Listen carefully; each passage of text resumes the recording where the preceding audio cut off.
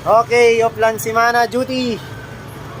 Yung mga kasama po namin, pupunta mag-Jollibee. Ayan sila oh. Kami po yung naiiwan na walang pang Jollibee. Pero may naisip akong kalokohan. Hintayin nyo lang.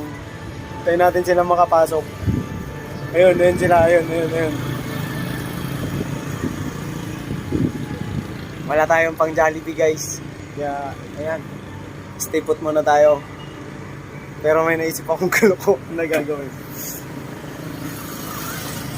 Alam nyo ba kung paano malibre si Jollibee? Saglit, tuturo ko sa inyo. A few moments later. Tara guys, pasukin na natin sila.